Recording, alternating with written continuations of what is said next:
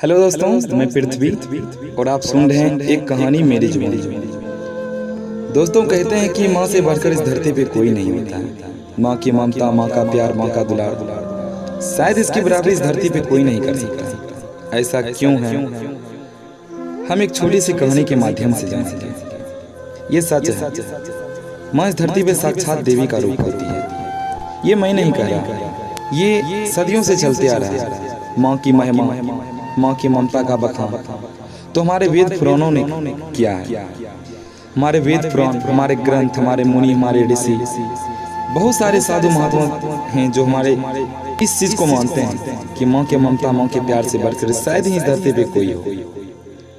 माँ की ममता के लिए, माँ के आंचल के लिए, माँ के छांव के लिए भगवान भी तरसते हैं। भगवान भी मनुष्य रूप में जन्म लेते हैं माँ की ममता को पाने के लिए।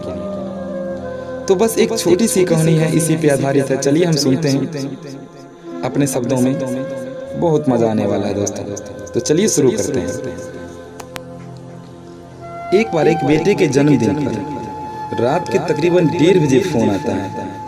बेटा फोन उठाता है तो माँ बोलती है, जन्मदिन मुबारक हो लल्ला। बेटा गुस्सा हो जाता है, चीखता है, चिल्लाता है और माँ से कहता है, क्या माँ इतनी रात को फोन करती हो? सुबह फोन नहीं कर सकती थी?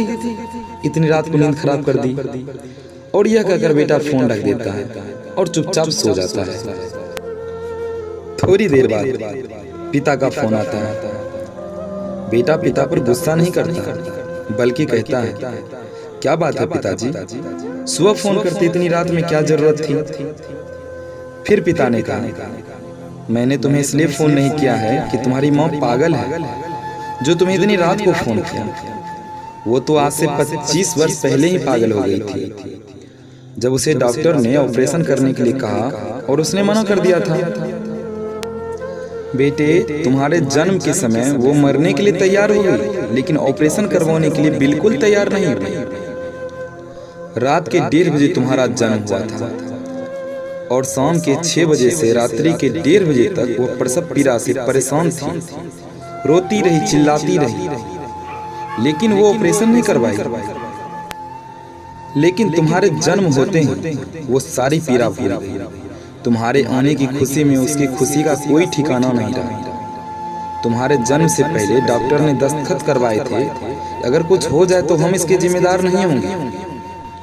और तुम्हें साल में एक दिन फोन किया तो तुम्हारी नींद खराब हो गई। मुझे तो रोज रात्रि के 25 साल से रात के 1:30 बजे उठाती है और कहती है, देखो जी, हमारे लल्ला का जन्म इसी वक्त हुआ था। बस यही कहने के लिए तुम्हें फोन किया था। इतना कह के पिता ने फोन रख दिया। बेटा सुन्न हो गया। सुबह माँ के घर जाकर माँ के पैर पकड़कर माफी मांगता है। तब माँ कहती है, देखो जी, मेरा लाल आ गया। और फिर वो पिता से माफी मांगता है। तब पिता कहते हैं, आज तक ये कहती थी हमें कोई चिंता नहीं है, हमारी चिंता करने वाला हमारा लाल है। पर अब तुम चले जाओ, मैं तुम्हारी माँ से कहूंगा कि चिंता मत करो, मैं तुम्हारा हमेशा की तरह आगे भी ध्यान रखूंगा। तब माँ कहती है, अजी माफ कर दो, बेटा है। सब जानते हैं दुनिया में एक माँ ही है जिसे जैसा भी चाहो कहो, जो भी चाहे को, बुरा भला जैसा भी कह दो, फिर भी वो गाल पे प्यार से ही हाथ फेरेगी। अगर पिता तमाचा न मारे तो बेटा बदतमीज हो जाता, सर पे बैठ जाए। इसलिए पिता का सख्त होना भी जरूरी है। माता पिता को आपकी दौलत नहीं चाहिए, आपका प्यार चाहिए और वक्त चाहिए। उसे प्यार दीजिए। माँ की ममता तो अनमोल है, शायद उसका बराबरी इस धरती पे कोई नहीं कर सकता, कोई भी नहीं। इसीलिए मैंने आपको शुरुआत में कहा था, माँ से बढ़कर, माँ की ममता से बढ़कर इस धरती पे कुछ भी नहीं है, कुछ भी नहीं दोस्तों। इसलिए आप अपनी माँ का कद्र करिए। दोस्तों, कुछ लाइनें हैं जो मैं माँ के लिए कहना चाहूँगा। माँ वो है जो हमें कष्ट सहकर जन्म देती है। माँ वो है जो हमें सही राह दिखाती है। माँ वो है जो हमें योग्य इंसान बनाती है। माँ वो है जो हमारे कष्ट को अपना बनाती है।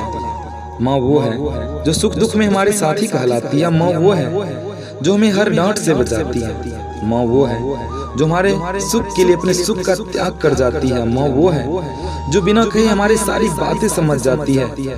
माँ वो है जो रात भर जाग कर हमारी आंखों में नींद लाती है।